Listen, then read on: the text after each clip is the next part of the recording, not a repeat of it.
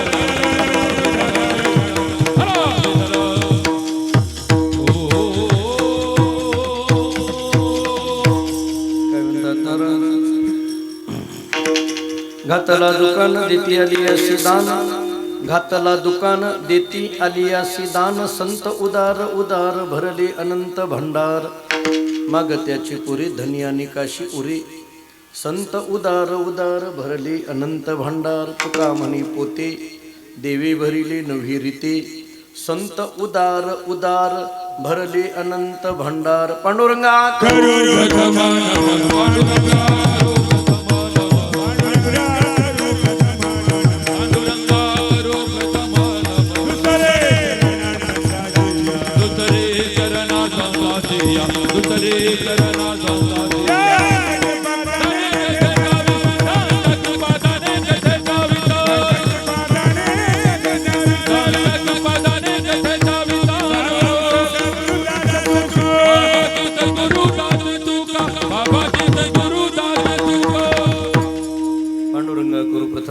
दुसरी चरण संताची, त्यांच्या कृपादाने कथेचा विस्तारू बाबाजी सद्गुरुदास तुका मस्तक हे पायावरी, या वारकरी संताची जेणे पंढरी सारिखाची आपुला धामणगाव केला, वैकुंठाधिपती श्री विठ्ठल सखा सोयरा जोडीला, जो का भक्त विरक्त भूतळवटी विख्यात हा बोधला, त्या श्री संत सद्गुरु मानको जिचरणी साष्टांग मी घातला, विढाला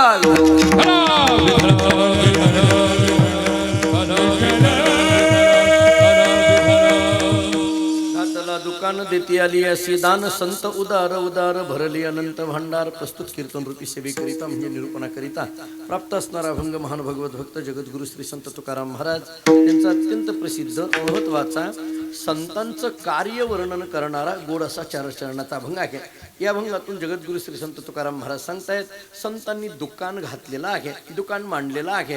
कुणीतरी तुकाराम महाराजांना विचारलं, महाराज संतांनी मांडलेलं दुकान तुम्ही सांगायला लागलात, त्या दुकानाचं एवढं काय वैशिष्ट्य आहे? या अभंगातल्या चारही चरणातले उत्तरार्ध हे संतांनी घातलेल्या दुकानाची वैशिष्ट्य आहेत. ऐका, पहिलं वैशिष्ट्य सांगितलं आहे देती आली अशी दान, घातला दुकान.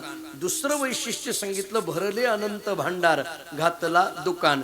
तिसरं वैशिष्ट्य सांगितलं धनी आणि काशी पुरे, घातला दुकान. आणि चौथं वैशिष्ट्य सांगितलं पोते देवे भरिले नव्हे रीते, घातला दुकान. सोप्या शब्दात बोलायचं झालं तर ज्या दुकानामध्ये सगळ्या वस्तू दान केल्या जातात असं हे संतांचं दुकान आहे. ज्या दुकानामध्ये कायम माल भरलेला आहे असं हे संतांचं दुकान आहे. ज्या दुकानामध्ये कधीही गिराईक आलं तरी माल त्याच्याकरता शिल्लकच असतो असं हे दुकान आहे. आणि सगळ्यात महत्वाचं, ज्या दुकानातला माल कधीच नाश पावत नाही असं हे दुकान आहे. विठ्ठल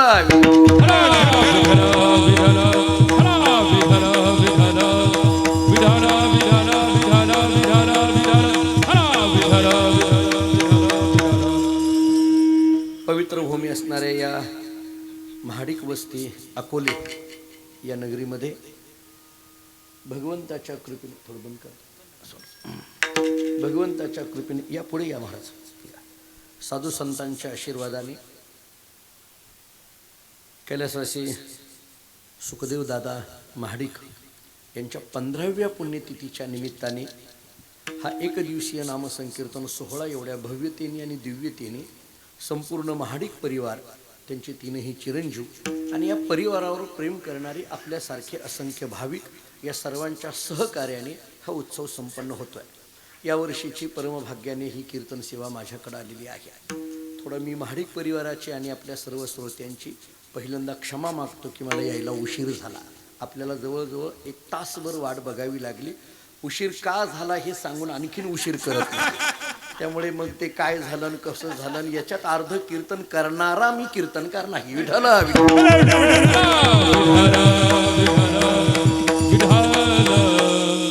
माझ्या मूळ विषयाकडे येतो. या अभंगाकडे जर आपण पाहिलं तर या अभंगातले शब्द असे आहेत. घातला दुकान देती आली असे दान, संत उदार उदार भरले अनंत भांडार.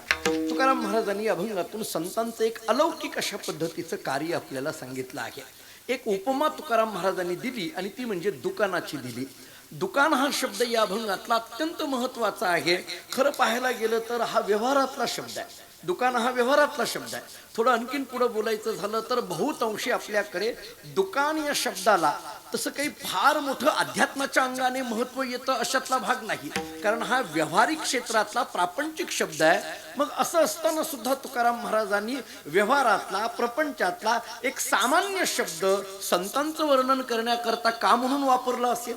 वर्णन संतांचं चाललंय आणि शब्द मात्र अगदीच प्रपंचातला सामान्य शब्द वापरला. मी आपल्याला बोली भाषा सांगतो आपली कशी असते. म्हणजे माणसं अशी गमतीची असतात. या मंडपामध्ये कीर्तन सुरू होण्याच्या अगोदर जर कोणी एखादा मनुष्य जेवण वगैरे झालंय आणि खांबाला टेकून बसलेला आहे, मग त्याचा तो शर्ट आहे तो बाजूला काढून ठेवलाय, आणखीन वेळ आहे कीर्तनाला बाबा, किंवा त्याची जी बाकीचं साहित्य आहे ते असं मांडून ठेवलं आणि मग कीर्तनाची वेळ झाल्यानंतर चोपदार किंवा इथली नियोजक मंडळी येतात आणि त्या सगळ्याला आवरावर करताना त्या माणसाला म्हणतात, ओ तुमचं दुकान आवरा. म्हणजे पसारा मांडला तर माणसं सामान्य शब्दांनी बोलतात, तुमचं दुकान आवरा. मग दुकान हा शब्द जर इतका सामान्य पद्धतीने वापरला जात असेल तर तुकाराम महाराजांनी मात्र तो संतांच्या कार्याकरता का वापरला असेल, हा माझा पहिला प्रश्न. मी आणखीन थोडं पुढे बोलतो.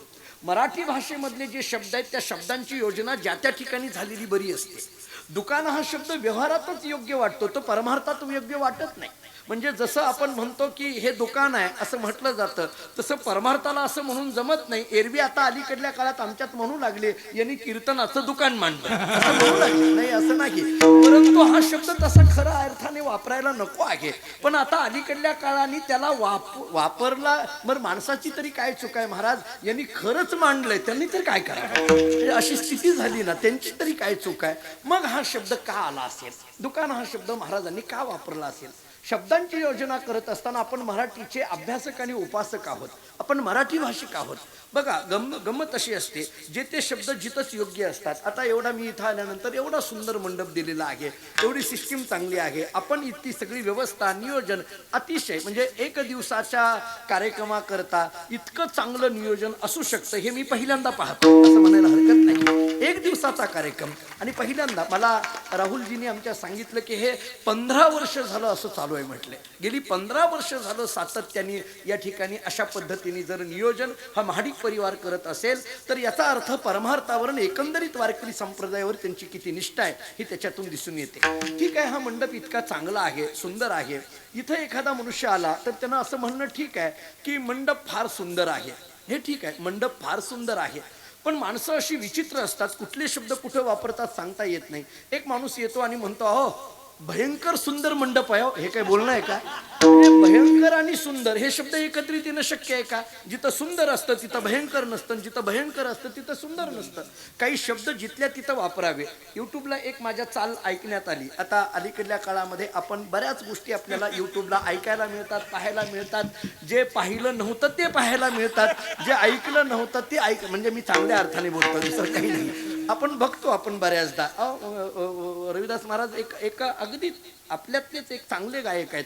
त्यांच्या त्या कीर्तनाचे जे काही थंबनेल असतात किंवा चालीचे जे थंबनेल असतात युट्यूबला ते थंबनेल टाकलेले असतात. बघा, हे अलीकडल्या काळात काय काय थंबनेल, एका कीर्तनकाराच्या कीर्तनाला थंबनेल टाकलं होतं, तडका कीर्तन. कीर्तन कुठं तडका असतं, काय हे एका चाल म्हणणारी अगदी गोड, जसं आज रोहिदास महाराज आहेत, रविदास महाराज आहेत, ही सगळी अत्यंत गोड. अशाच एका चांगल्या गायकाच्या चालीला त्यांनी थंबनेल टाकलं होतं, भयानक चाल. अहो कसं काय शक्य आहे, चाल म्हणायचं आणि भयानक. हा, एखाद्या वेळेस चाल म्हणणारा भयानक असेल, त्याचा विषय नाहीये, मला त्याच्यातही जायचं नाहीये, पण चालीला तुम्ही भयानक कसं काय म्हणता? हो, ते चाल नाही ना, ते स्वरच आहेत, ती एक पद्धतीची सेवा आहे, असं होऊ शकत नाही. शब्दांच्या योजना जिथल्या तिथं व्यवस्थित पद्धतीने असाव्या लागतात. जे ते शब्द जिथं वापरले योग्य पद्धतीने तर योग्य वाटतं. मी तुम्हाला दुसरा सांगतो, आपण सगळी जण सुज्ञ श्रुती आहात. मला आणखीन एका शब्दाबद्दल मी बोलतो. मला सांगा, कृपा. हा शब्द सगळ्यांच्या ऐकण्यातला आहे. आपण प्रापंचिक असो अथवा पारमार्थिक असो, कृपा हा शब्द कुठं कुठं लागू पडतो ऐका. भगवंताची कृपा, भगवंताची लिहिलं तर तुम्ही काय लिहिणार? कृपा. संतांची कृपा, सद्गुरूंची कृपा, आई वडिलांची कृपा, शास्त्राची कृपा. इथंच ठीक आहे, कृपा हा शब्द इथंच योग्य आहे. आई वडिलांची, संतांची, सद्गुरूंची, इथंच हा कृपा शब्द योग्य आहे.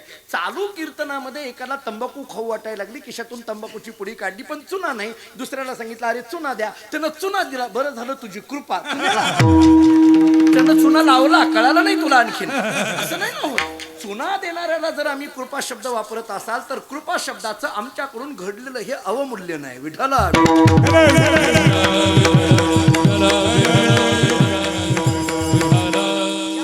बघा, दुकान हा शब्द कुठं पाहिजे? माझा मुद्दा पुन्हा तिथंच येणार आहे. हा दुकान शब्द जर तुकाराम महाराजांनी अभंगामध्ये संतांच्या दृष्टीने लावलेला असेल तर तुकाराम महाराजांना अभिप्रेत असलेलं दुकान आणि व्यवहारामध्ये होत असलेलं दुकान याच्यामध्ये काहीतरी फरक असला पाहिजे. मुळात दुकान म्हणायचं कशाला, मी इथून सुरुवात करतो. कारण मला या अभंगातला जो शब्द आहे घातला दुकान, हे दुकान दुकान जे महाराजांनी वापरलं ते दुकान म्हणायचं कशाला? एक साधारण आपल्याकडे व्यवहारातली भाषा वापरून पुढे जातो. दुकान कशाला म्हटलं जातं? जिथं घेणं देणं चालतं त्याचं नाव दुकान. दुकान या शब्दाचा अर्थ काय? जिथं घेणं देणं चालतं, म्हणजे घेतलं जातं, दिलं जातं, त्यालाच काय म्हटलं जातं? दुकान. म्हणजे दुकानामध्ये घेणं देणं आहे. थोडं आणखीन पुढे बोलायचं झालं तर दुकानामध्ये एखाद्या वस्तूचा भाव ठरवी नाही. बरोबर आहे. म्हणजे जिथं आम्ही एखाद्या वस्तूचा भाव ठरवतो त्याला दुकान म्हणा. आता एका अर्थाने या सगळ्या लोकांची काय चूक आहे? रविदास महाराज या लोकांनी कीर्तनाचं दुकान मांडलं, काय चूक आहे? कारण ठरवीनं चाललं ना, म्हणून काय चूक आहे? ठरवीनं जिथं आहे ते दुकान आहे, घेणं देणं जिथं आहे ते दुकान आहे. मग जर दुकान या शब्दाचा अर्थ घेणं देणं असेल, दुकान या शब्दाचा अर्थ एखाद्या वस्तूचा भाव ठरविणं असेल, तर मग ही व्यवहारातली दुकान शब्दाची भाषा तुकाराम महाराजांनी संतांच्या बाबतीत का वापरली असेल? का म्हणून तुकाराम महाराजांनी हा दुकान शब्द वापरला असेल? याचा अर्थ तुकाराम महाराजांना सांगायचं असलेलं घेणं देणं आणि आम्ही आमच्या जीवनामध्ये दुकानात चाललेलं घेणं देणं याच्यात काहीतरी फरक असला पाहिजे. मी आपल्याला त्याचा पुढचा फरक सांगतो. ऐका, दुकानामध्ये दोघांची गरज असते. कोणाकोणाची गरज असते पहा. एक तर माल देणारा लागतो आणि दुसरा माल घेणारा लागतो. बरोबर आहे. दुकान कधी चालतं? एक देणारा पाहिजे आणि दुसरा घेणारा पाहिजे. घेणं देणं झाल्याशिवाय दुकान चालत नाही. म्हणजे दुकानामध्ये देणाराही पाहिजे आणि दुकानाकरता घेणाराही पाहिजे. थोडं आणखीन पुढे बोलतो. फक्त देणार आहे दुकान चालत नाही. देणारा आहे, उघडून बसलाय, कोणी गिरायकच नाही, दुकान म्हणता येईल त्याला? नाही. घेणारे पुष्कळ आहेत पण दुकानच उघडलं नाही, दुकान म्हणता येईल त्याला? नाही. म्हणजे दुकान म्हटलं की एक देणाराही पाहिजे आणि एक घेणाराही पाहिजे. आता थोडं पुढे चला. देणारा कोणाला म्हणायचं आणि घेणारा कोणाला म्हणायचं? थोडं तत्वज्ञानातला एक शब्द वापरतो. देणारा पूर्ण असावा लागतो आणि घेणारा अपूर्ण असावा लागतो. मी तत्वज्ञानातला मुद्दाम शब्द वापरला. मी याच्याकरता दुसरं सोपं सांगतो. देणारा कोण आहे आणि घेणारा कोण आहे? देणाऱ्याकडे असावं लागतं आणि घेणाऱ्याकडे नसावं लागतं. आता कळलं का? पहा, ज्याच्याकडे नाही तो घेणारा आणि ज्याच्याकडे आहे तो देणारा. म्हणजे ज्याच्याकडे नाही म्हणजे जो अपूर्ण आहे तो घेणारा आणि ज्याच्याकडे आहे म्हणजे पूर्ण आहे तो देणारा. आता या दृष्टीने थोडा विचार करा. पूर्ण हा जर देणारा असेल तर पूर्ण नेमकं कोण आहे? पूर्ण नेमकं कोणाला म्हणायचं? पूर्ण या शब्दाचा अर्थ तरी नेमकं काय आहे? पूर्णाची व्याख्या तरी नेमकी काय करता येईल? या जगामध्ये पूर्णत्वाचा जर विचार करायचा झाला तर पूर्ण हा शब्द कोणाकोणाकरता लागू पडतो पहा तुम्ही. थोडा नाथरायांच्या शब्दातून जायचं झालं तर नाथरायांनी फक्त संतांकरता पूर्ण शब्द वापरतो. एका जनार्दनी पूर्ण, एका जनार्दनी, एका जनार्दनी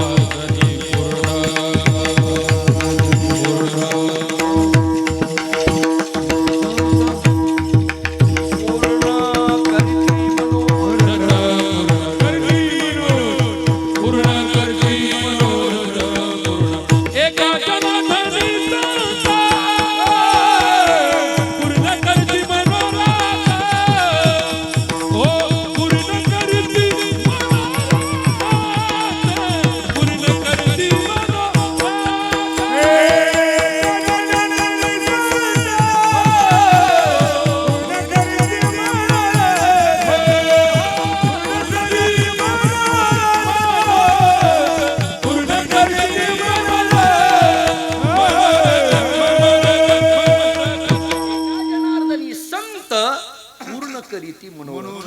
पूर्ण हा शब्द संतांकरता महाराजांनी वापरला. नीट ऐका. माझा मुद्दा चाललाय दुकानामध्ये किती जण लागतात? दोघं, एक देणारा आणि दुसरा घेणारा. देणारा पूर्ण असावा लागतो आणि घेणारा अपूर्ण असावा लागतो. देणारा पूर्ण याचा अर्थ संत हे केवळ आणि केवळ पूर्ण आहेत. याचा अर्थ तुकाराम महाराजांना अभिप्रेत असलेलं जे दुकान आहे त्या दुकानामध्ये जे देणारे आहेत ते केवळ संत आहेत. हा विचार झाला. आता राहिला दुसरा मुद्दा. कोणता? घेणारा अपूर्ण असावा लागतो. बरोबर आहे. आता घेणारा अपूर्ण असावा लागतो. अपूर्ण नेमकं कोण आहे? थोडं तत्वज्ञानाच्या दृष्टीने विचार केला तर जीव हा अपूर्ण आहे. मानवी जीव, मनुष्य जीव हा अपूर्ण आहे. म्हणजे मनुष्य जीव हा अपूर्ण आहे म्हणून त्याला घेणारा म्हणा. संत हे पूर्ण आहेत म्हणून त्यांना देणारा म्हणा. कळालं? म्हणजे संतांनी घातलेलं जे दुकान आहे या दुकानात देणारे संत आहेत आणि घेणारा जीव आहे. जीव हा अपूर्ण आहे म्हणून घेणारा कोण आहे? जीव आहे. थोडं असं झालं. देणारे संत, संत देणारे आणि जीव घेणारा. जीव घेणारा असं नाही. हा, हे नीट ऐका. हे मराठी आपली फार गमतीची आहे. जीव म्हणायचं, थांबायचं आणि मग घेणारा म्हणायचं. कुठं पॉज द्यावा हे सुद्धा कळालं पाहिजे. बोलताना आपल्याला पॉज म्हणजे आपल्याला थांबायचं कुठं हे कळलं पाहिजे. लिहिताना सुद्धा स्वल्पविराम कुठं कोणते द्यायचे हे कळावं लागतं. अनेक वेळेला जुने कीर्तनकार एक उदाहरण द्यायचे. काही जण म्हणे एकाने चोरी केल्यानंतर त्याला कोर्टामध्ये आणून उभा केलं. म्हटलं आता याला काय शिक्षा द्यायची? त्या कोर्टाने न्यायाधीशांनी विचार केला. दिवसभर थांबून घेतलं. सायंकाळच्या वेळेला कोर्ट बंद होताना सांगितलं एका कागदावर लिहून दे. काय? मी चोरी करणार नाही, केली तर मला शिक्षा द्या. एवढंच लिहून दे. म्हटलं बस तुझा घरी. म्हटलं आता म्हणजे पुन्हा काही तुला वेगळी शिक्षा देण्याची गरज नाही. मी चोरी करणार नाही, केली तर मला शिक्षा द्या. आपण सगळे मराठीचे जाणकार आहात. लिहिताना कसं लिहावं लागेल? मी चोरी करणार नाही. इथं काय द्यावं लागेल? स्वल्पविराम, कॉमा द्यावा लागेल. स्वल्पविराम, केली तर मला शिक्षा द्या. इथं काय द्यावं लागेल? पूर्णविराम. मग हे वाक्य पूर्ण होईल. मी चोरी करणार नाही, इथं स्वल्पविराम. केली तर मला शिक्षा द्या, इथं पूर्णविराम. तो जो चोर होता तो मराठीचा प्राध्यापक नाही, तुम्ही असं डोक्यात आणू नका, पण मराठीचा जाणकार होता. तो जरा मराठी चांगलं कळत होतं. त्यानं लिहिताना मात्र असं लिहिलं, मी चोरी करणार नाही. इथं द्यायच्या ऐवजी स्वल्पविराम, इथं द्यायच्या ऐवजी अलीकडे घेतला. मी चोरी करणार, इथं दिला स्वल्पविराम. नाही केली तर मला शिक्षा द्या. काय बदललं? काय त्यानं? स्वल्पविराम बदलला, अर्थ बदलला. तुम्ही पॉज घ्यायचं बदलला, अर्थ बदलला. शब्द अक्षरांची योजना बदलली, अर्थ बदलला. त्यामुळे अक्षर, स्वल्पविराम आणि पॉज हे व्यवस्थित पद्धतीने मराठी भाषेमध्ये घ्यावे लागतात.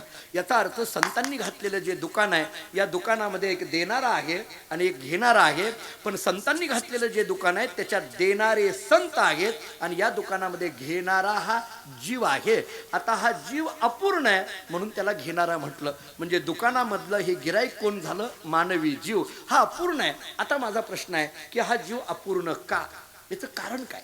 जीवाला अपूर्ण का म्हणायचं? याची थोडी 2-3 कारणं तत्वज्ञानाच्या दृष्टीने सांगतो. ऐका. पहिलं कारण सांगतो, कल्पनेमध्ये हा जीव अडकलेला आहे म्हणून याला अपूर्ण म्हणा. 1. कामनेने हा जीव युक्त आहे म्हणून त्याला अपूर्ण म्हणा. 2. आणि अविद्येने अवच्छिन्न आहे म्हणून याला अपूर्ण म्हणा. 3. विठाला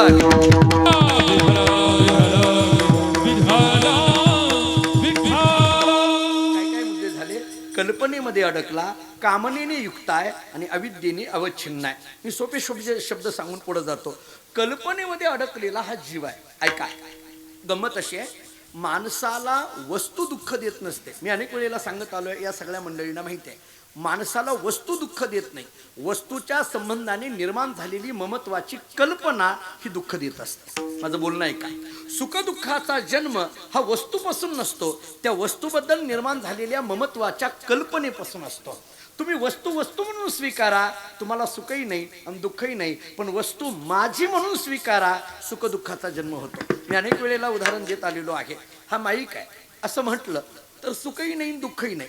पण हा माईक माझा असं म्हटलं की याचा आवाज चांगला आला की सुख आहे आणि याचा आवाज कमी आला की दुःख आहे. इथंच उदाहरण आहे. म्हणजे बऱ्याचदा असं घडतं, म्हणजे बऱ्याचदा ही सगळीच मंडळी माझ्यासह आम्ही कुठे गेलो की आम्ही ते माईकवाल्यांना स्पीकरवाल्यांना सांगत असतो माझ्या माईकला आवाज द्या. गायक म्हणत असतात माझ्या माईकला, वादक म्हणत असतात माझ्या माईकला, आम्ही कीर्तनकार म्हणत असतो माझ्या माईकला. मला कधी कधी प्रश्न पडतो, आपण जे म्हणतो की नाही माझ्या माईकला माझ्या माईकला, खरं तर मला प्रश्न पडतो की ते स्पीकरवाला म्हणत असेल माईक माझा, हा का लागलाय माझा माझा म्हणायला? मी 10-5 हजार खर्च करून आणलंय आणि हे म्हणायला लागले ती माझ्या माईकला आवाज द्या. बरं बऱ्याचदा असं घडतं. आता रविदास महाराज नाशिक भागात आहेत, त्यांना चांगलं माहीत आहे, किंवा रविदास महाराजही फिरतात. मी एका ठिकाणी कीर्तनाला आलो होतो महाराज, आणि कीर्तनाला गेलो, आपल्याला माहीत असलेलंच ठिकाण आहे, मी काही वेगळं सांगायची गरज नाही, देवळात कीर्तनाला होतो मी तिकडं, एवढं म्हटलं तरी कळून गेलं आता काय आहे ते. मग तिकडे कीर्तनाला होतो, आणि कीर्तनाला मी तिथं गेल्यानंतर मग एका उनी बळी रे गायक, मग ते त्यांनी सगळ्यांनी ते स्पीकरवाल्याला सुरुवात केली, माझ्या आम्हाला आवाज दे,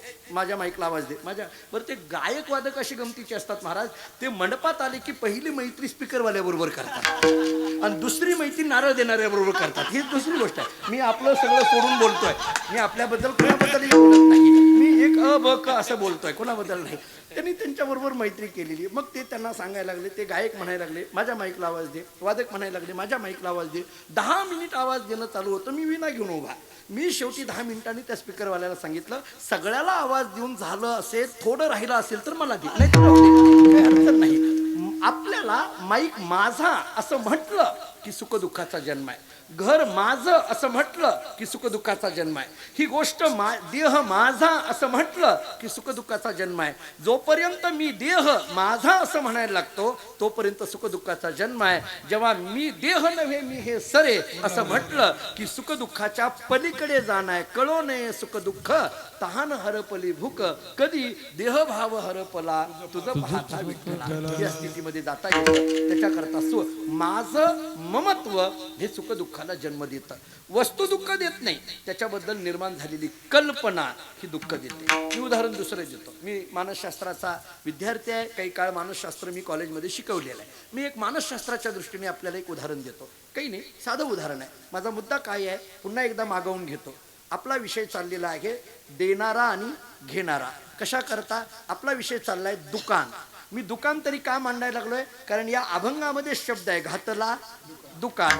हा अभंग कशाचा आहे, कीर्तनाचा, म्हणजे हे कीर्तन चालू आहे, हे तितकंच करायचं. तर इथला जो दुकान शब्द आहे, इथं देणारा आणि घेणारा, त्याच्यात घेणारा अपूर्ण असावा लागतो. त्याचं पहिलं कारण सांगितलं, कल्पनेमध्ये हा अडकलाय जीव म्हणून अपूर्ण आहे. कल्पना नेमकी कशी, मानसशास्त्राने एक उदाहरण दिलं. कल्पना करा, एक मनुष्य एका गुरुजींकडे गेला. गुरुजींकडे गेला आणि गुरु महाराजांना म्हणायला लागला, महाराज मला माझ्या जीवनात फार दुःख आहे, या दुःखातून बाजूला पडण्याचा मार्ग सांगा. या दुःखातून मी कसा बाजूला पडेल, मला काहीतरी मार्ग सांगा. गुरुजींनी सांगितलं, तुझ्या प्रश्नाचं उत्तर नंतर देतो, एक तुला उदाहरण देतो, जरा नीट ऐक. तो म्हटला, काय करू सांगा. काही नाही, कल्पना कर मी तुला एका खोलीमध्ये घेऊन गेलो. आता माझ्या प्रत्येक वाक्याकडे जरा बारकाईने लक्ष द्या. कल्पना कर मी तुला एका खोलीमध्ये घेऊन गेलो. तो म्हटला, बर. कल्पना कर तुला मी एका खुर्चीवर बसवलं. इथला कल्पना जिथं जिथं येतो ना तिला अंडरलाईन करा. कल्पना कर मी तुला एका खुर्चीवर बसवलं. तो म्हटला, बर. कल्पना कर तुला ज्या खुर्चीवर बसवलंय त्या खुर्चीवर एक तलवार दोरीने बांधलेली आहे. तो म्हटला, बर. कल्पना कर त्या तलवारीची दोरी हळूहळू तुटायला लागली आहे. कधी तलवार तुझ्या डोक्यात पडेल सांगता येत नाही. कल्पना कर. तो म्हटला, बर.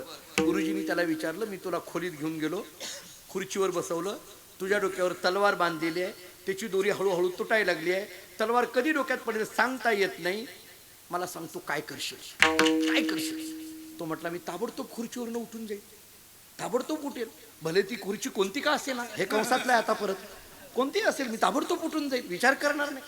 गुरुजींनी सांगितलं, तुला उठून जाता येत नाही, तुझे पाय बांधलेले आहेत, कल्पना कर काय करशील. तो म्हटला, मी हाताने पायाच्या दोऱ्या सोडेल आणि पटदिशी उठून जाईल. नाही नाही, कल्पना कर तुझे हातही बांधलेले आहेत, काय करशील. तो म्हटला, मी तोंडाने ओरडेल, कोणाला तरी बोलवेल माझ्या जवळच्यांना आणि सांगेल याच्यातून मला सोडा. नाही नाही, कल्पना कर तुझं तोंडही बांधलंय, काय करशील. आता मात्र तू अस्वस्थ झाला. खोलीमध्ये खुर्चीवर बसवलंय, हात बांधलेत, पाय बांधले, तोंड बांधलं, तलवार डोक्यावर आहे, दोरी तुटायला लागली आहे, कधी तलवार डोक्यात पडेल सांगता येत नाही. तो अस्वस्थ झाला आणि तो गुरुजींना म्हणायला लागला, गुरुजी मला कळेना मी काय करू. गुरुजींनी सांगितलं, ही कल्पना आहे, डोक्यातून बाजूला काढ, बाकी काय करू. कळालं का, बघा जरा बारीक आहे काय, ही कल्पना आहे, डोक्यातून बाजूला काढ, बस तुला काही त्रास होण्याचा विषय नाही. हे जसं उदाहरणात ऐक नाही, तसं सिद्धांतात या जगामध्ये राहून सुद्धा जग ही एक कल्पना आहे असं समजून जगात राहिलं की जगात राहूनही जगाचं दुःख होत नाही. विठ्ठल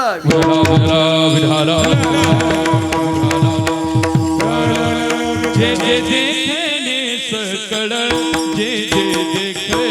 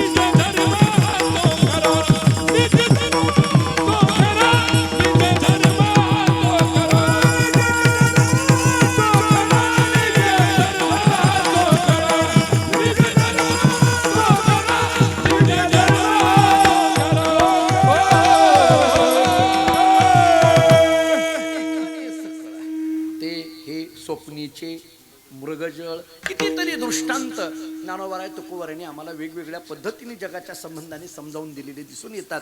त्यामुळे जगामध्ये या कल्पनेमध्ये वावरणारा हा जीव आहे म्हणून याला अपूर्ण म्हणा. एक संपलं.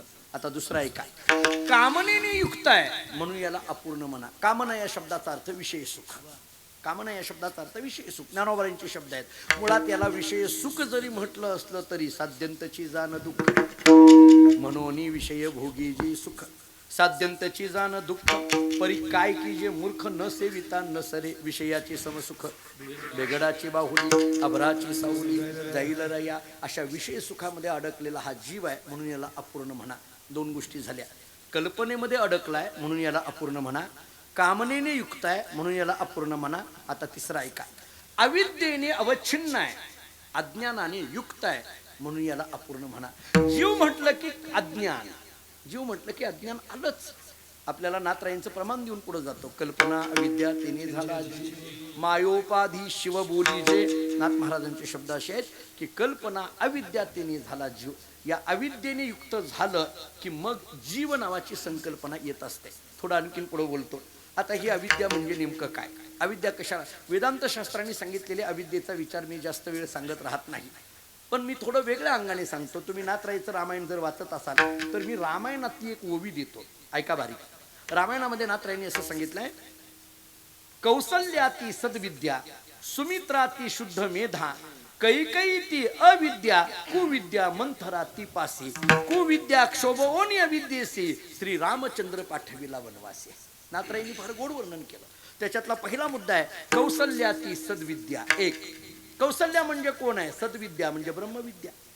सुमित्रा म्हणजे कोण आहे? शुद्ध मेधा व्यापक बुद्धीची. कैकई म्हणजे कोण आहे? अविद्या. माझा मुद्दा इथे येतोय. कैकई ती अविद्या. कैकई हा शब्द कानाला बरा वाटतो का ऐकायला? का कैकई असं काही शब्द आहे का? बरं मला सांगा, आपल्या भागामध्ये कोणी कैकई नावाची एखादी बाई सापडेल का? आमच्या मी इतका फिरतोय आता, मी तर अख्खा महाराष्ट्र फिरतो, कारण आसाराम महाराजांना माहित आहे. 2-3 राज्य फिरतो, कुठेही कैकई नावाची एकही बाई सापडत नाही. हा कैकईच्या स्वभावाच्या सापडतील ती गोष्ट नाही राहिली, ते वेगळं. पण ते इथं नाही अजिबात. आपल्या अकोल्यामध्ये महाडिक वस्तूवर अजिबात नाही, कारण मला माघारी जायचं आहे, त्यामुळे इथं नाही. इथं सगळ्या कौसल्या, त्याचा विषय नाही. कौसल्या ती सद्विद्या, सुमित्रा शुद्ध मेधा, कैकई ती अविद्या, कुविद्या मंथरा ती पासी. थोडं पुढं चला आता. कैकई या शब्दाचा अर्थ अविद्या असा नाथरायांनी सांगितला. या अविद्येने युक्त हा जीव आहे म्हणून याला अपूर्ण म्हणा. नाही कळालं दुसरं सांगतो. अज्ञानाने युक्त हा जीव आहे. आता कधी कधी प्रश्न पडतो, हे अज्ञान म्हणजे तरी काय? मी एक वेदांतातली व्याख्या सांगतो. अनादिभाव रूपत्वे सती ज्ञान बाध्यत्वम अज्ञानत्वम. अज्ञान शब्दाचं लक्षण करताना शास्त्र आम्हाला सांगतं, जे अनादि आहे, भावरूप आहे, ज्ञानाने बाध्य आहे, त्याला अज्ञान म्हणा. मला त्या वेदांतातल्या सगळ्या पदकृतीमध्ये आता जायचं नाही, मी वेगळ्या पद्धतीने सांगतो. जे विकल्प ज्ञान आहे त्याला अज्ञान म्हणा. पटतंय का बघा. नाही पटलं दुसरं सांगतो. जे विपरीत ज्ञान आहे त्याला अज्ञान म्हणा. आता तरी लक्षात आलं का पहा. याहीपेक्षा सोपं सांगतो. जे अपूर्ण ज्ञान आहे त्याला अज्ञान म्हणा. अज्ञान अपूर्ण ज्ञान. माझा स्वभाव असा आहे की जोपर्यंत पुढच्या माणसांना समजलं म्हणून मान डोलावली जात नाही तोपर्यंत सोडायचं नाही. आता यांना सगळ्यांना माहिती आहे माझा स्वभाव असा आहे.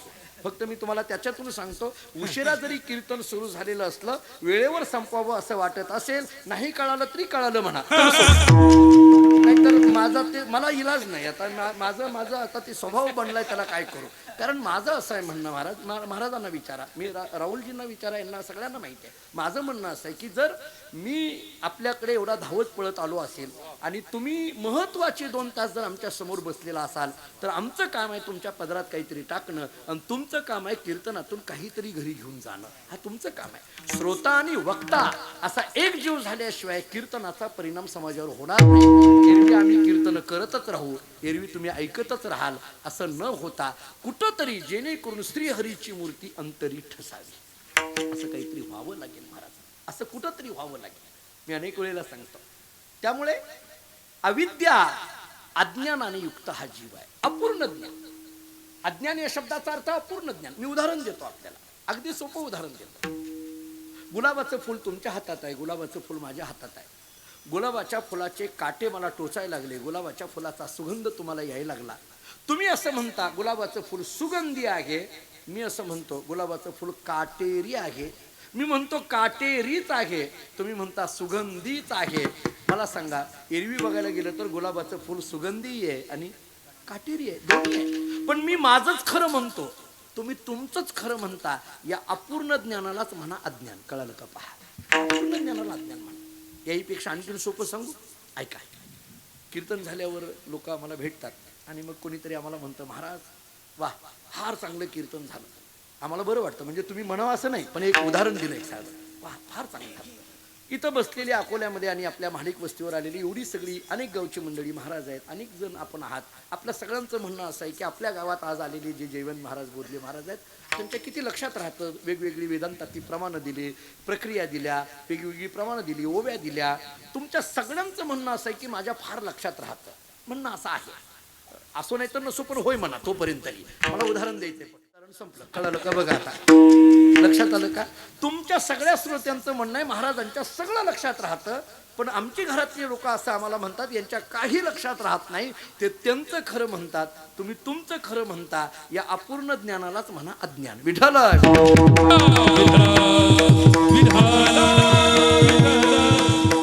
या अज्ञानाने युक्त हा जीव आहे, म्हणून याला अपूर्ण म्हणा. आता नीट ऐका पुढं. कल्पनेमध्ये, कामनेमध्ये, अज्ञानामध्ये अडकलेला हा जीव आहे, हा अपूर्ण आहे, म्हणून हा दुःखी आहे, म्हणून याला घेणारा म्हणा. असा एक दुःखी जीव जगद्गुरु तुकोबर यांच्या जवळ गेला. देहूमध्ये तुकोबर यांच्या जवळ गेला आणि तुकाराम महाराजांना म्हणायला लागला, महाराज माझी अपूर्णता जावी, माझं दुःख जावं, याच्याकरता मी काय करावं लागेल. माझं अज्ञान जावं आणि ज्ञान मिळावं, मी काय करावं लागेल. माझी परिपूर्णता यावी, याच्याकरता मला काय करावं लागेल. तुकाराम महाराजांनी सांगितलं, तुझं काय झालंय म्हटले की तू ज्ञानेश्वरी वाचत नाही म्हटले. अरे ज्ञानेश्वरीमध्ये स्पष्ट सांगितलंय, तरी परमात्मा ऐसे जे एक वस्तू असे ते जया दिसे ज्ञान असतं. ज्ञानोबा सांगतात, परमात्मा नावाची वस्तू मिळवायची असेल तर ज्ञान संपादन करावं लागेल, म्हणजे परमात्मा नावाची वस्तू मिळेल. त्यांनी उत्सुकतेने विचारलं, महाराज परमात्मा नावाची वस्तू मिळायची असेल तर ज्ञान घ्यावं लागेल. याचा अर्थ परमात्मा नावाची वस्तू ही ज्ञानामध्ये मिळत असेल तर मग ही वस्तू घेण्याकरता मला कुठं जावं लागेल. ही ज्ञान नावाची वस्तू घेण्याकरता कुठं जावं लागेल. तुकाराम महाराजांनी त्याच्याकडे पाहिलं आणि सांगितलं, अरे बाबा वस्तू घ्यायची असेल तर दुकानात जावं लागतं. व्यवहारातला नियम काय आहे, वस्तू घ्यायची असेल तर दुकानात जावं लागतं. तो म्हटला, अहो महाराज आमच्या गावामध्ये आहेत ना, आम्हाला औषधं पाहिजे, औषधाचं दुकान आहे. किराणा माल पाहिजे, किराणाचं दुकान आहे. आम्हाला कपडे पाहिजे, कपड्याचं दुकान आहे. पण परमात्मा नावाची वस्तू आम्हाला जर पाहिजे असेल तर त्याचं दुकान नेमकं कुठं आहे. ते दुकान महाराजांनी सांगितलं. अभंगाचं पहिलं चरण. घातला दुकान, घातला दुकान, घातला दुकान, घातला दुकान, घातला दुकान, घातला दुकान, घातला दुकान.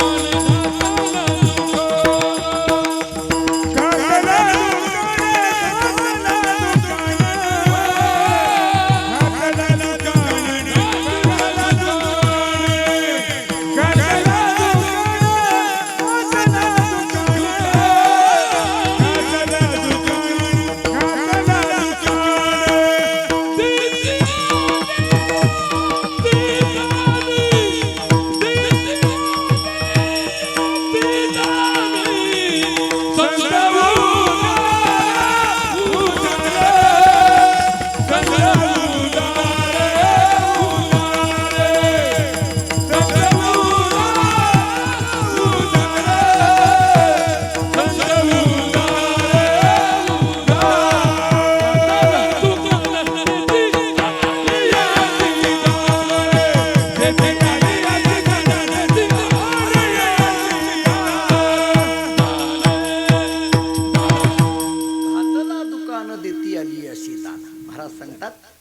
संतांनी ते दुकान घातलेलं आहे, घातला दुकान.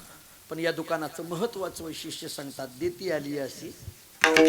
मला कधी कधी आश्चर्य वाटतं, या दुकानाचा विचार थोडा वेगवेगळ्या पद्धतीने जर आपण करायला लागलो तर वेगवेगळी प्रमाणं आपल्याला ऐकायला मिळतात. तुकाराम महाराज सांगतात, संतांनी दुकान घातलेलं असं आहे, घातला दुकान पडिये तैसा आहे वाण. महाराजांचं प्रमाण आहे. वाण या शब्दाचा अर्थ प्रकार, आणि प्रकार हा शब्द जर नाही कळाला तर दुसऱ्या भाषेत सांगतो आपण, ज्याला इंग्रजीमध्ये व्हरायटी म्हणतो आपण. हे असं शुद्ध मराठीत सांगितलं की कळून जातं जरा थोडंसं. आपण त्याला म्हणतो ना, आपण दुकानात गेल्यानंतर आपण त्या कापडाच्या दुकानात वगैरे गेलो की आपली भाषा फार गमतीची असते. ते कापडाच्या दुकानात जातो ना, आपण म्हणतो नवीन दाखवा. माणसं गप्प बसत नाही, तो उगीच म्हणतात नवीन दाखवा. तुम्हाला खरं सांगू का, आपण नवीन दाखवा म्हटलं की ते 10 वर्षापूर्वीचं दाखवतं, त्याला म्हणायचं नवीन दाखवा. आपल्याला तर काय कळतं, पण आपल्याला वाटतं बघा नवीन दाखवा म्हटल्यामुळे दाखवलं नाही, पूर्वीचं खपवलं. तुला काय अशी गंमत असते महाराज. पण आपल्याला नवीन प्रकार पाहिजे असतो. पण इथं प्रत्येकाला ज्या पद्धतीचा प्रकार पाहिजे तसं हे संतांचं दुकान आहे. एक दुसरा आणखी मुद्दा असा आहे, संत सदनी मांडिले दुकान, जे जया पाहिजे ते आहे रे, भुक्ती मुक्ती फुकाचं साठी तयाकडे कोणी न पाहिजे रे, असं हे दुकान आहे. आणि याही पेक्षा आणखीन एक विशेष या दुकानाचा आहे, एका जनार्दनी मांडिले दुकान, देतो मोलाविन सर्व वस्तू. नाथरायांची भाषा कशी आहे पहा, मांडिले दुकान, देतो मोलाविन सर्व वस्तू. थोडं आणखीन पुढे बोलू. इतकं जरी असलं तरी पण या दुकानामध्ये एखाद्या वेळेस गावातलं दुकान बसण्यासारखं आहे. जे जया पाहिजे ते आहे रे. आज शहरांमध्ये मोठी मोठी मॉल निघालेत, पडिये तैसा आहे वाण, असेही काही दुकानं आपल्याला बघायला मिळतील. देतो मोलाविन सर्व वस्तू असंही एखाद्या वेळेस बघायला मिळेल. पण तुकाराम महाराज सांगतात, या जगामध्ये देती आली अशी दान असं दुकान मात्र केवळ संतांकडे, दुसरं कुठंच नाही. मी आपल्याला बारकाईने बोलतो, नीट ऐकाय. अकोला आणि या परिसरामध्ये आपण राहणारी मंडळी आहात. या सगळ्या परिसरामध्ये आपण राहता. टेंभुर्णी जवळच आहे, इकडे पलीकडे करमाळा जवळच आहे. मला सांगा, आपल्या या परिसरामध्ये असं कुठं दुकान आहे का की ज्या दुकानावर बोर्ड लिहिलाय येथे सर्व वस्तू दान केल्या जातील? आहे का बोर्ड? सांगा. नसेल तर लावून बघा. फक्त परत म्हणू नका गिराईकच नाही आमच्याकडे, आम्ही सगळे गिराईक तुमचंच महाराज. शक्य आहे. पण तुम्ही एक काम करा, आळंदीला चला, ज्ञानोबारांच्या समाधीवरची अक्षर वाचा. फक्त त्याच्याकरता दिव्य दृष्टी लागेल. त्या समाधीवरची अक्षरं अशी आहेत, ज्ञानोबाराय सांगतात, जो इथं नतमस्तक होईल त्याला सगळ्या वस्तू दान केल्या जातात. ज्ञानोबारांकडे ते अक्षर आहे. पैठणला चला, नाथरायांकडे ते अक्षर आहेत. देहूला चला, तुकोबारांकडे ते अक्षर आहेत. पंढरपूरला या, नामदेवरायांकडे ते अक्षर आहेत. अरण आपल्याला जवळ आहे, सावता महाराजांकडे चला, ते अक्षर आहेत. तेरला चला, गोरोबा काकांकडे ते अक्षर आहेत. चोखोबारांकडे चला, ते अक्षर आहेत. इथं जो नतमस्तक होतो त्याला सगळं दान केलं जातं. दान करणारं एकच दुकान या जगात आहे, आणि ते संतांनी घातलंय. म्हणून व्यवहारातल्या दुकानात आणि या दुकानात हा फरक आहे. विठ्ठला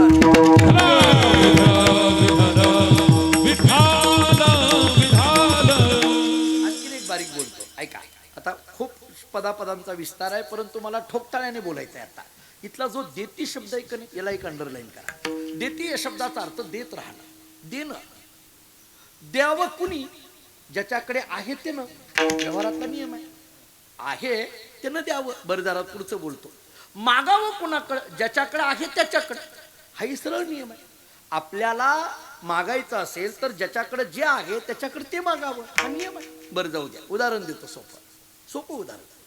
घरातून नवरा बाहेर पडायला लागला, बायकोनी सांगितलं कपडे घेऊन या बरं, संध्याकाळी येताना ते नवीन नवीन कपडे आपल्याला पाहिजे ते घेऊन या. ठीक आहे. दुसऱ्या दिवशी निघाला, तिने सांगितलं किराणा माल संपलाय, तुम्ही किराणा माल घेऊन या. तिसऱ्या दिवशी निघाला, तिनं सांगितलं औषधं घरातली संपलेली आहेत, औषधं घेऊन या. एके दिवशी तो वैतागला. ऐका, वैतागला. तो म्हटलं काय घर, रोज घरातून बाहेर पडायला लागल्यानंतर किराणा माल मागते, औषधं मागते, कपडे मागते. कधीतरी बुद्धिमान, कधीतरी बुद्धिमान. तिने एकच वाक्य वापरलं, ज्याच्याकडे जे तेच मागावं. उदाहरण अशी स्थिती आहे. मग आम्हाला दान ज्ञानाचं मागायचं आहे. कुणाकडे जावं लागेल? संतांकडेच. संतांकडे जा आणि तुम्ही ज्ञान मागा, नक्की देतील. का? कारण ते ज्ञानाचा सागर असतो.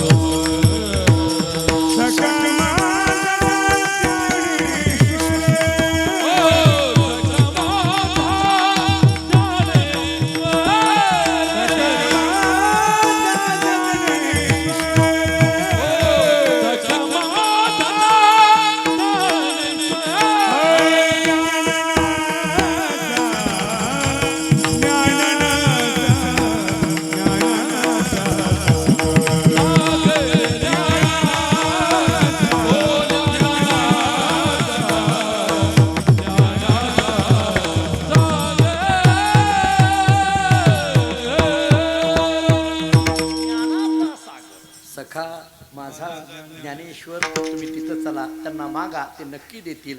देती आली अशी दान. आणखीन एक विशेष सांगतो, मला भावलीला हे देती आली अशी दान आहे की नाही, हे असंच म्हणा, देती आली अशी दान, हे म्हणणं वेगळं. आणि काही काही वेळेला आली अशी देती दान असं म्हटलं जातं. नाही, असं नाही चालत. देती आली अशी दान असंच पाहिजे, आली यासी देती दान असं नाही. तुम्हाला सांगू, बोली भाषा नीट ऐका, माझ्या देहबोलीकडे बघा म्हणजे कळेल. देती आली यासी दान हे म्हणणं वेगळं, आली यासी मग देती दान हे म्हणणं वेगळं. कळलं का? पहा, शब्दातच कळतं. देती देतच राहणं हा ज्यांचा स्वभाव आहे ते संत आहेत. आल्यानंतर विचार करून दिलं तर दिलं, नाहीतर न दिलं, हा ज्यांचा स्वभाव आहे तो माणूस आहे. हा, म्हणून आली अशी देती दान हे माणसाचा स्वभाव आहे, पण अखंड देती दान हा संतांचा स्वभाव आहे. म्हणून देती आली अशी दान, हा जो दान शब्द सांगितला का नाही, हे दान दोन पद्धतीचं. ऐका, एक ज्ञानशास्त्रातलं सांगतो आणि एक भक्तिशास्त्रातलं सांगतो, दोन्हीला दोन वचनं देतो. ज्ञानशास्त्रातलं दान करण्याकरता ज्ञानेश्वर महाराजांनी केलेला अमृत अनुभव डोळ्यासमोर घ्या. अमृत अनुभवामध्ये ओवी अशी आहे, कैवल्य कनकाची या दाना, जो न कडशी थोर साना, दृष्ट्याची या दर्शना पाडावू जो. कैवल्य या शब्दाचा अर्थ मोक्ष. मोक्षरूपी सुवर्णाचं दान ज्यांच्याकडून केलं जातं, असं केवळ आणि केवळ संतांचंच दुकान आहे. म्हणून देती आली अशी दान, हा एक विचार. आता दुसरं सांगतो, भक्तिशास्त्रातलं दान ऐकायचं झालं तर तुकोबऱ्यांचं प्रमाण ऐका. दाता तोची एक जाना, नारायणा स्मरवी. भगवंताच्या अविस्मृतीचं दान ज्यांच्याकडून केलं जातं ते केवळ आणि केवळ संत आहेत. आणि या दोनही प्रमाणाचा परिपोष एकाच प्रमाणात देतो. कृपादान केले संती, कल्पांती सरेना, असं हे दान आहे. कोणीतरी महाराजांना विचारलं, महाराज हे दान अशा पद्धतीने संत का करत राहतात? त्यांचा स्वभावच आहे अभंगाचं दुसरं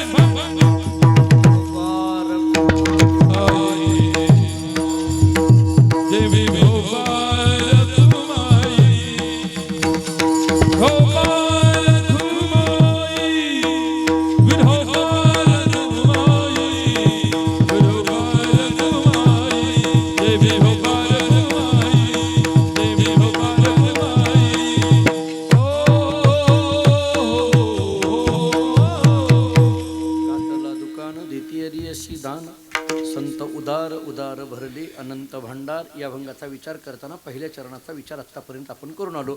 दुकान म्हणजे काय कळालं, देती आली अशी दान म्हणण्यामध्ये दान शब्दाचे दोन अर्थ काय करता येतील हे कळालं. महाराजांना विचारलं, असं संत दान का करत राहतात? तुकाराम महाराजांनी सांगितलं त्यांचा स्वभावच आहे संत उदार उदार. हे दुसऱ्या चरणातला उदार शब्द जरा बारीक नीट ऐका बरं. हे उदार उदार आहे, उधार उधार नाही. हा, हे फार महत्वाचं आहे, कारण आपला संबंध रोज उधारीशी आहे. आपल्याला उदार कोण भेटत नाही, पण उधार रोजच आहे आपल्याला. तर हे फार महत्वाचं आहे. त्यामुळे शब्द उच्चार करताना सुद्धा फार गमतीच आहे महाराज. आता ते काय कधी कधी म्हणता म्हणता फार गमतीचं म्हणून जातात. पवित्र सोवळी हे कतीचं, पवित्र सोहळी असं नाहीये, सोवळी असा शब्द आहे. काय जिथं असं आहे महाराज. आता रविदास महाराज, रोहिदास महाराज आहेत, आसाराम महाराज आहेत, आमचं अनिकेत आहे, या सगळी आणि आपणही भजनी मोठी वारकरी मंडळी आहात. आपण आपल्याकडे वारकरी संप्रदायामध्ये चाली म्हणताना तुकोबाराय ज्ञानोबारायांचे शब्द जसे आहेत तसेच म्हटले पाहिजे, इतका कटाक्ष पाळला जातो. जसं आहे तसंच. थोडं आमचे गुरुजी एक वाक्य सांगायचे, ते असं म्हणायचे, याच्यातलं कोणतंही अक्षर गाळायचं नाही आणि त्याच्या पुढचं मनाचं घालायचं नाही. हे फार महत्वाचं असतं. अलीकडल्या काळामध्ये काय घालतील त्याच्यामध्ये काही सांगता येत नाही.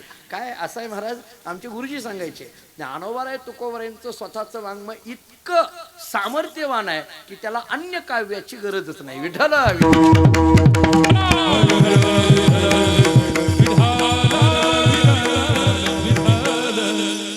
उदार उदार. हे उदार जे म्हटलं ते दोन वेळेस का म्हटलं? एकदा म्हटलं असतं तर कळलं नसतं का हो? गातला दुकान देते आली अशी दान, संत उदार भरले अनंत भांडार. हे दोन वेळेस का म्हणायची गरज आहे? असं म्हणावंच लागतं का संत उदार उदार? असं काय म्हणायची गरज आहे? नाही म्हणावं लागेल. अहो पण का नाही? कुणीतरी असं म्हणेल, नाही ते एकदाच जर संत उदार लिहिलं तर ते चालीमध्ये टाळात बसणार नाही, असं कोणी म्हणेल. असं कसं काय बसत नाही? अलीकडल्या काळात काहीही टाळात बसायला लागलं, याला काय अडचण आहे? आता काही चाललंय ना, कसंही चाललंय. मग असं नाही. मग दोन वेळेस उदार का म्हटलं? काय कारण असेल? थोड्या त्याच्या तात्विक अर्थाकडे एक दोन मुद्दे मांडून पुढे जातो. मला असं वाटतं की संतांकडून जे दान केलं जातं ते दोन पद्धतीचं आहे. एक ज्ञानाचं दान केलं जातं आणि दुसरं भक्तीचं दान केलं जातं. ज्ञानाचं दान करणारे आहेत म्हणून उदार आणि भक्तीचंही दान करणारे आहेत म्हणून उदार. संत ज्ञानही देतात आणि भक्ती देतात म्हणून उदार उदार हा एक अर्थ असेल. किंवा दुसरा अर्थ सांगतो. दुसरं असं वाटतं मला की संत सगुणाची भेट घालून देतात म्हणून उदार, संत निर्गुणाचा साक्षात्कार करून देतात म्हणून उदार. संत उदार उदार असा दुसरा अर्थ असण्याची शक्यता आहे. किंवा तिसरा अर्थ सांगतो, ऐका जरा बारीक. संत देत राहतात म्हणून उदार. नीट ऐका. संत देत राहतात म्हणून उदार, काहीही न घेता देत राहतात म्हणून उदार. कळलं का? पहा, असं दोन्ही वेळेस घ्या. सामान्य मनुष्यही दाता आहे, देवही दाता आहे आणि संतही दाते आहेत, पण फरक आहे. सामान्य माणसाचं दातृत्व काहीतरी घेण्याच्या अपेक्षेने असतं, काहीतरी घेण्याच्या अपेक्षेने. मी एखाद्याला 100 रुपये दिले, माझी अपेक्षा असते यानं मला काहीतरी द्यावं. मी याला 100 दिले, काहीतरी द्यावं, काहीतरी द्यावं. नाही काय तर काही देता आलं, मतदान द्यावं, घे 100. जे तुमच्याकडे असेल ते असेल, मला काही घेणं देणं नाही, मला विषय असा तो. पण आपलं देणं घेण्याच्या अपेक्षेने. भगवंताचं असं नाही, भगवान अगोदर घेतात.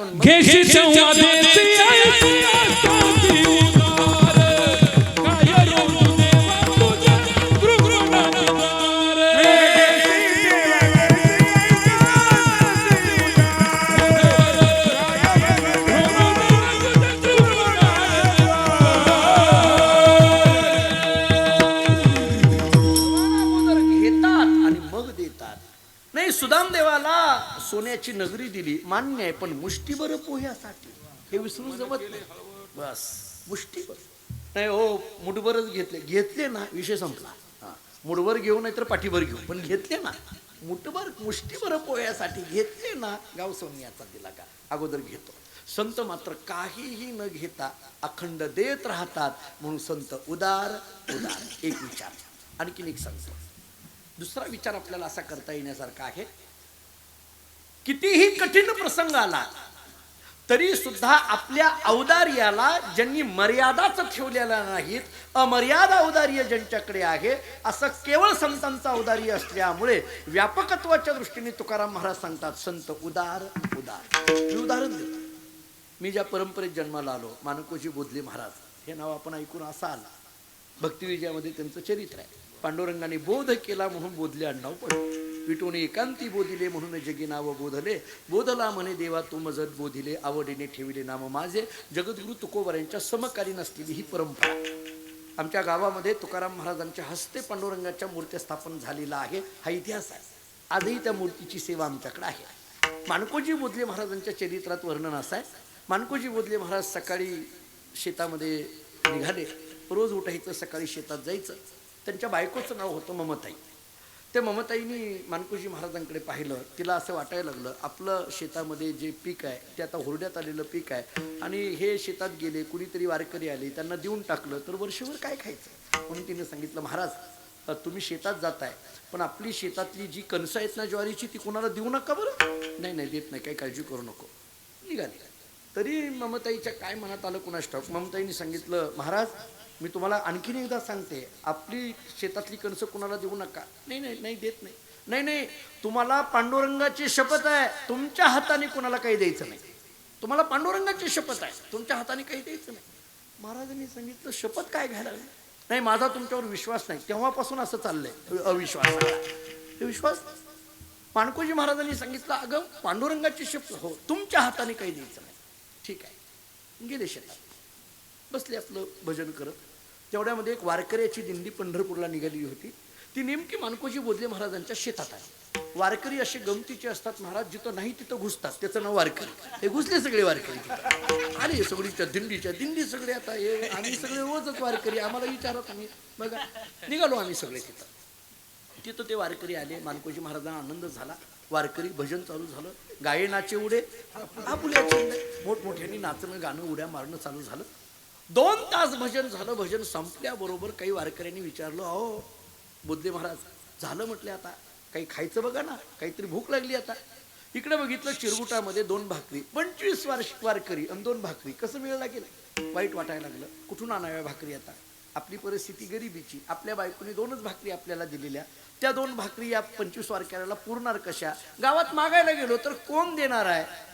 बरं लक्षात आलं महाराजांच्या की आपल्या शेतात एवढं पीक आहे पण आपल्याला देता येत नाही. बायकोने सांगितलं द्यायचं नाही. महाराजांच्या डोळ्यात अश्रू यायला लागले. घरात असूनही शेतात असूनही आपल्या वारकऱ्याला देता येत नाही. वारकरी आपल्या दारातून उपाशी जातात. याच्यासारखं महापाप कोणतं नाही. वाईट वाटायला लागलं. काय करावं. तेवढ्यात त्या वारकऱ्यांनी सांगितलं महाराज ती कणसं द्या ना तोडून. काही नसेल तर हुरडा करू खाऊ निघू म्हटले. महाराजांनी असा हात लावणार तेवढ्यात महाराजांच्या लक्षात आलं बायकोनी शपथ घातली तुमच्या हाताने काही द्यायचं नाही. वाईट वाटायला लागलं. काय करावं. पण महाराजांनी थोडासा विचार केला. बायकोनी आपल्याला सांगितलंय तुमच्या हाताने काही द्यायचं नाही. त्यांच्या हाताने घेतलं तर काय हरकत आहे. मग महाराजांनी सगळ्यांना सांगितलं वारकऱ्यांना एक काम करा मी माझ्या हाताने द्यायला लागलो तर कोणाला कमी कोणाला जास्त जाईल. कारण वाढताना वाढपी सुद्धा तसंच वाढतात. कोणाला कमी कोणाला जास्त ते बघून वाढतात. कोणी चाल जास्त म्हणली कोणी कमी म्हणली असं बघून सगळं चाललेलं असतं. ते सगळं वाढणं सुद्धा तशा पद्धतीच असतं. हे सगळं त्यांनी महाराजांनी विचार केला की तुम्हाला वाढायला गेलो तर कोणाला कमी कोणाला जास्त जाईल. एक काम करा तुमच्या हाताने तुम्हाला काय पाहिजे ते घ्या. आता हाताने घ्या म्हटल्यानंतर वारकरी कमी घेतील होय. दासगणू महाराजांनी एके ठिकाणी वर्णन केलंय बोधले बुवाची लुटी येली शेता. सगळंच्या सगळे कणस काढून घेतली. सगळं संपवलं आणि निघाल्यानंतर वारकऱ्यांनी विचारलं महाराज देवाला काय सांगायचा का निरोप. हो म्हटले सांगा. काय.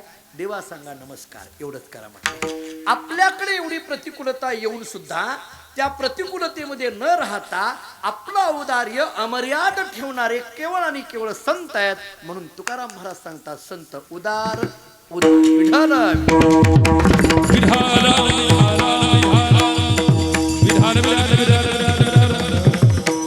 गोष्टी झाल्या.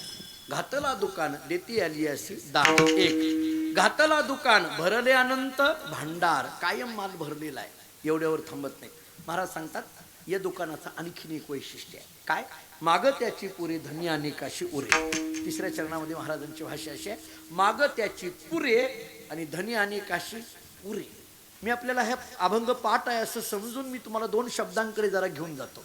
माग त्याची पुरे इथल्या पुरे शब्दाकडे एक अंडरलाईन करा आणि धनी अनेकाशी उरे या उरे शब्दाला एक अंडरलाईन करा. संतांचं दुकान असं आहे जे गिराईक येईल त्यांना सगळ्यांना तर पुरेच पण मागावून येणाऱ्या गिरायका करता सुद्धा तितकंच उरे, हे महत्वाचं आहे. तितकंच उरे. जरा आणखीन पुढे बोलू. अहो साधं उरे आहे काय? 700 वर्ष झालं ज्ञानेश्वरी आजही उरे. 700 वर्ष झालं, 400 वर्ष झालं गाथा आजही उरे. 700 वर्ष झालं नामदेवांची गाथा आजही उरे. नाथ भागवत 400 वर्ष झालं आजही उरे. थोडं आणखीन बोलतो. आपण सगळी वारकरी आहोत, निष्ठावान वारकरी आहोत. बोलता बोलता आपण असं म्हणतो चंद्र सूर्य असेपर्यंत ज्ञानेश्वरी गाथा आहे असं म्हणतो. मी महाराज थोडं उलट बोलतो. चंद्र सूर्य असेपर्यंत ज्ञानेश्वरी गाथा आहे हे म्हणणं मला मान्य नाही. मी थोडं उलट करतो. जोपर्यंत ज्ञानेश्वरी गाथा आहे तोपर्यंत चंद्र सूर्य आहे. कारण वारकरी होता आम्ही. आम्हाला जी श्रद्धा आहे ती ज्ञानेश्वरीवर, आम्हाला जी श्रद्धा आहे ती गाथ्यावर. जरा थोडं पुढं बोलतो. आमचे देव, आमचे चंद्र सूर्य जे काही असेल ती ज्ञानेश्वरी गाथा आपली श्रद्धा आहे. मला आपली श्रद्धा अशी आहे, ज्ञानेश्वरीच्या पाया पडलो म्हणजे प्रत्यक्ष ज्ञानोबा दर्शन घेतलं. गाथ्याच्या पाया पडलो म्हणजे प्रत्यक्ष तुकोबारांचं दर्शन झालं. इतक्या श्रद्धेने हा संप्रदाय चालतो. म्हणून तुम्हाला बोलतोय अनिकाशी उरे, आजही उरे. हे उरे शब्द खूप महत्वाचा आहे. थोडं गमतीने बोलतो आता. हे उरे का महत्वाचं आहे? कारण बऱ्याच लोकांना वाटतं उरलं पाहिजे म्हणून महत्वाचं आहे. उरलं पाहिजे. जिती म्हणतो उरलं पाहिजे, उरलं. अहो ती पंक्तीवाले सुद्धा म्हणतात का उरलं पाहिजे बरं, कमी पडता कामा नये. म्हणजे त्यांची भावना अशी असते, उरलं तरी चालेल, कमी पडू नये. सप्ताह करणारी जी कमिटी असते ना त्यांनाही वाटतं उरलं पाहिजे. कीर्तनकाराला वाटतं उरलं पाहिजे. आम्ही एकदा काशीला सप्ताह केला महाराज, मोठा सप्ताह केला. आपल्याला माहीत असेल नसेल, रेल्वे घेऊन गेलो मी काशीला. जवळजवळ आता हे आमचा अनिकेत आहे, त्यांना माहीत आहे सगळ्यांना. ते जवळजवळ 4-5 हजार लोक माझ्याबरोबर होते. आम्ही काशीला गेलो, फार मोठा सप्ताह केला. आणि सप्ताह करून माघारी आल्यावर आता पंढरपुरातली आमची सगळी महाराज लोक, सगळी मित्रमंडळी, एकाने मला सांगितलं महाराज काशीला मोठा सप्ताह केला. म्हटलं हो मोठा केला. किती उरलं? मी म्हटलं होतं ती जिरलं. तुला काय लोकांना असं वाटत असतं की सप्ताह केला की उरतं. आता ज्याच्या त्याला माहिती महाराज काय असतंय ते. जाऊ द्या, आता जास्त खुलासे नको करायला, कारण हे रेकॉर्डिंग केलं जातं, फार अवघड आहे. आणि तेवढंच कट केलं जातं आणि युट्यूबला टाकलं जातं आणि आमच्या मागं भुंगे लावले जातात. फार अवघड आहे हे सगळं काम.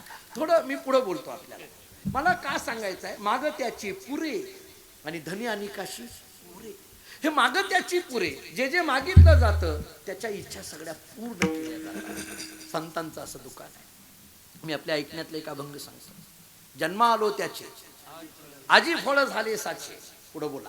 तुम्ही संभाळिले संती भय निरसली खंती. पुढचं महत्वाचं आहे. कृतकृत्य झालो इच्छा केली पावो. कुठं? तुम्ही संभाळिले संती भय निरसली खंती. माग त्याची पुरे.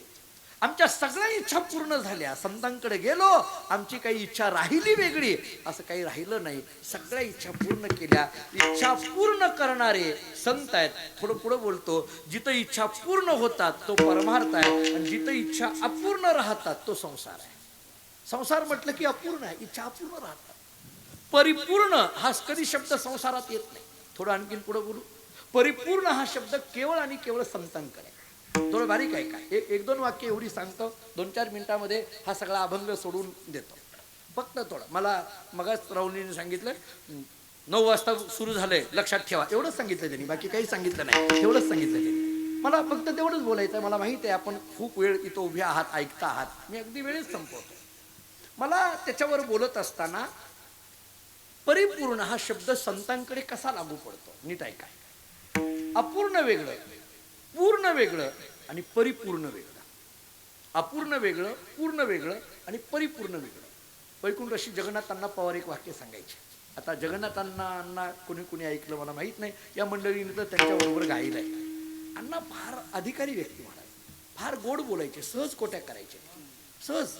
आम्ही जरी प्रत्यक्ष फार ऐकलं नसलं तरी अलीकडे जे काही थोडंफार युट्यूबला मी ऐकतो, थोडंफार युट्यूबला ऐकतो म्हणणे म्हणजे युट्यूबला जे थोडंफार ऐकण्यासारखं आहे अलीकडल्या काळात ते युट्यूबला फार गोड कीर्तन आहेत त्यांची. तर ते अण्णांचं एक वाक्य आहे. ते असं म्हणायचे, जीव हा अपूर्ण आहे, जीव हा अपूर्ण आहे, ब्रह्मज्ञानी हा पूर्ण आहे आणि संत मात्र परिपूर्ण आहे. थोडा याच्यात फरक केला. जीव अपूर्ण आहे, ज्ञानी हा पूर्ण आहे आणि संत मात्र परिपूर्ण आहे. असं का?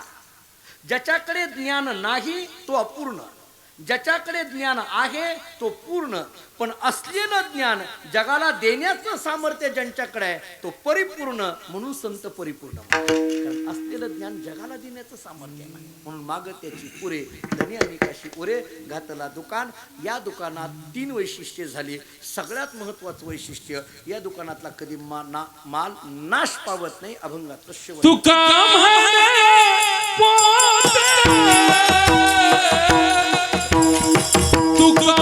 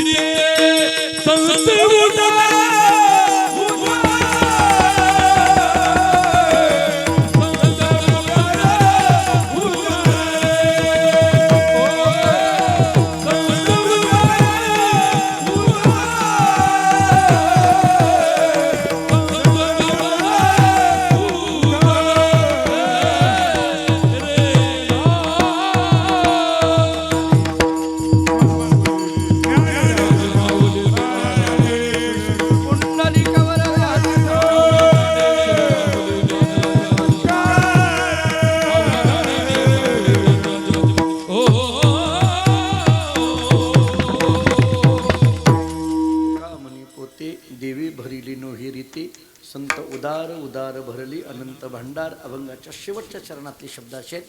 पोते देवे भरिले नव्हे रीते. फक्त 2 अन्वय सांगतो.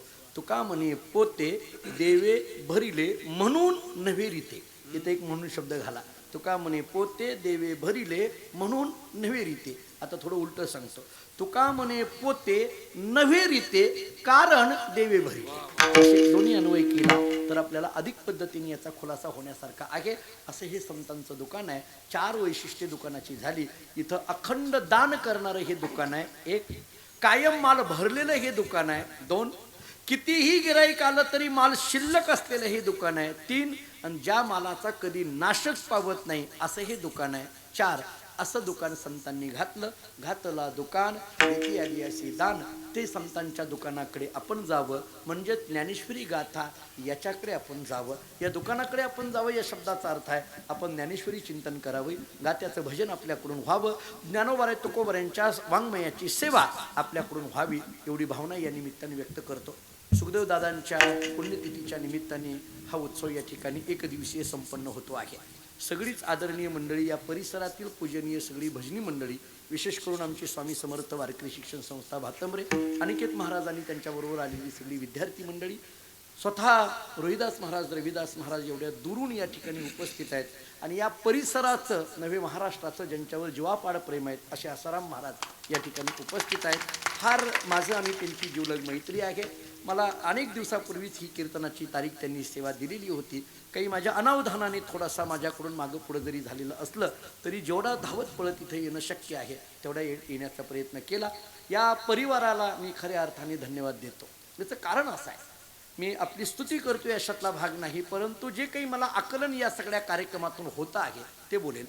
15 वर्ष झालं आपल्या वडिलांची पुण्यतिथी एवढ्या भव्यतेने दिव्यतेने करणं हे अलीकडल्या काळामध्ये फारसं पाहायला मिळत नाही. आणि ते जर या मुलांनी केलेलं असेल तर नक्की यांच्याकरता तुकाराम महाराजांचा अभंग सांगावा लागेल. आपुलिया हिता जो असते जागता धन्य माता पिता तयाची. आपल्या वडिलांच्या पुण्यतिथीला एरवी वेगळ्या पद्धतीने ते करू शकले असते, त्यांना आणखीन काही वेगळे कार्यक्रम या निमित्ताने घेता आले असते, परंतु इथं वारकरी यावेत, अन्नदान व्हावं, त्यांची पायधूळ आपल्या घराला लागावी, जेणेकरून आपल्या वडिलांनी जी काही वारकरी संप्रदायाची सेवा केली, शेतीनिष्ठ आणि वारकरी निष्ठ असलेलं हे महाडिक कुटुंबीय, आणि त्यामुळे आपल्या वडिलांच्या पुण्यतिथीला अशा पद्धतीने उत्सव संपन्न व्हावा. प्रतिवर्षी महाराष्ट्रातले एखादे कीर्तनकार इथं येऊन त्यांचं ज्ञानदान व्हावं, अशी सगळी गुणवान मंडळी त्यांचं ऐकायला मिळावं. एरवी अलीकडल्या काळामध्ये मी थोडं पुढं बोलेल की या परिसरामध्ये चांगलं ऐकणारं व्यासपीठ या महाडिक परिवाराने निर्माण करून दिलं असं म्हणायला हरकत नाही. आज परिस्थिती मान्य आहे, 15 वर्षापूर्वीपासून आज 15 वर्ष, आज परिस्थिती फार विचित्र आहे. अलीकडल्या काळामध्ये मुलगा आणि वडील यांच्यातले संबंध आणि यांच्यातली नातीगोती शिल्लक आहेत का नाहीत याच्यावर प्रश्नचिन्ह आहे. आज शिक्षणाच्या माध्यमातून काळ फार पुढं चालला, पण संस्काराच्या माध्यमातून फार अधोगतीला निघाला, हेही बघावं लागेल. मी मगाशीच एक वाक्य माझ्या प्रवचनामध्ये मांडलं, मी पुन्हा ते वाक्य सांगेल. माझे वडील एक वाक्य सांगत असतात, महाराज दादा आमचे एक वाक्य असं सांगत असतात की शिक्षण ही काळाची गरज आहे, शिक्षण ही काळाची गरज आहे, पण संस्कार ही जीवनाची गरज आहे. हे फार महत्त्वाचं आहे. आणि म्हणून आपल्या मुलांवर चांगले संस्कार होणं गरजेचं असतं, जेणेकरून हे पुढं चाललं पाहिजे. अलीकडे मला असं वाटतं, माझ्यापेक्षा आपण ज्येष्ठ आहात, अनुभवी आहात, संपत्ती आता कमी नाही आहे. आता संपत्ती कमी नाही, पूर्वी पैसा कमी होता, पूर्वी पैशाला फार महत्त्व होतं. आता 100 रुपये म्हटलं तर लहान मुलाच्याही हातात दिसून येतात. आता पैशाला किंमत राहिली नाही, पैसा भरपूर आहे. फक्त आता गरज आहे ती संस्काराची आणि सात्विकतेची. मुलगा घरात आला तर वडील बाहेर पडतात, आणि वडील घरात आले तर मुलगा बाहेर पडतो. संवाद राहिला नाही. अहो, मुलाचा आणि वडिलाचा काय, नवरा बायकोचा संवाद राहिला नाही अलीकडल्या काळात. पती पत्नी बोलायला तयार नाही ते एकमेकाला. म्हणजे अलीकडे एखादे महाराज घरी आले तर ते व्हॉट्सअपवर चॅटिंग करून सांगतात, चहा कर, महाराज आले, ती तिथूनच लिहिते, दूध कोणी आणायचं, झालं संपलं, महाराज गेला बिगर चहाचा निघून. अशी परिस्थिती आहे. नवरा बायको एकमेकाला बोलायला तयार नाही. काय मोबाईल हे मान्य आहे, परंतु त्याचा किती वापर करावा, किती त्याच्याशी आरी जायचं हे पण आपल्याला कळणं गरजेचं असतं. मला वाटतं या सगळ्यामध्ये हे एक दिवशी आपल्या वडिलांच्या पुण्यतिथीचं कीर्तन सोहळा या सगळ्याला एक पद्धतीचा वस्तुपाठ या महाडिक परिवाराने करून दिलाय असं म्हणायला हरकत नाही. वडील आपले 15 वर्ष झालं आज त्यांची पुण्यतिथी करतोय, दादा नाही आहे. प्रश्न कधी कधी पडतो की शेतीनिष्ठ आणि वारकरी निष्ठ असणारे दादा मग कुठं आहेत? जर कुठं दिसत नाहीयेत मग आहेत कुठं नेमकं? एक व्यवहाराचं उदाहरण देतो. एक मुलगा आईबरोबर दिवाळीच्या सणाकरता बाजार आणण्याकरता गेला. त्या आईने 5 किलो साखर घेतली, मुलानं ती पाहिली. घरी आल्यानंतर आईने त्याचे गोड पदार्थ बनवले. 2 दिवसानंतर त्या मुलाने आईला विचारलं, आई ती साखर डब्यात नाही, पिशवीत नाही, साखर कुठं आहे? आईने दिवाळी करता केलेले सगळे गोड पदार्थ त्या मुलाच्या समोर मांडले आणि मुलाला सांगितलं, बाळ ती साखर डब्यात नाही, पिशवीत नाही, या सगळ्या गोड पदार्थात विखुरलेली आहेत. तसं सुखदेव दादा देहरूपाने नसले तरी या परिसरातल्या कणाकणामध्ये विखुरलेले आहेत. ते कुठून तरी आपल्याकडे बघतायत आणि आपल्या मुलांनीच आपली ही वारकरी परंपरा भविष्यात पुढे चालू ठेवली, त्याचा एक वेगळा मनस्वी आनंद त्यांना आहे असं म्हणायला हरकत नाही. त्यांच्या चरणी, आपल्या सर्वांच्या चरणी नतमस्तक होतो. झालेली माझी सेवा ज्ञानोबराय तुकोबराय माणकोजी बोधले महाराजांच्या आणि आपल्या सर्वांच्या चरणी समर्पित करतो. पुन्हा एकदा थोडासा उशीर जरी झाला असला तरी मला थोडासा म्हणजे कमी वेळेमध्ये जास्त रन काढण्याचा प्रयत्न केला. किती निघाले मला माहीत नाही, पण अभंग जरी इतका जरी विस्ताराने मला सोडविता जरी वेळेअभावी, पण कमीत कमी या अभंगाचा ठोकताळा काय आहे, या अभंगामध्ये नेमकं मी म्हणतो सगळा अभंग नाही कळाला तर कमीत कमी दुकान कळालं तरी पुष्कळ झालं, बस झालं. दुकान हा शब्द जरी कळाला तरी तो पुष्कळ झाला. आणि त्या दुकानाचे आध्यात्मिक अर्थ कसे आहेत आणि व्यावहारिक अर्थ कसे आहेत हे आपल्या जीवनामध्ये ताडून पाहावे एवढी भावना व्यक्त करतो. पुनश्च एकदा सेवा आपल्या सर्वांच्या चरणी समर्पित करून याच ठिकाणी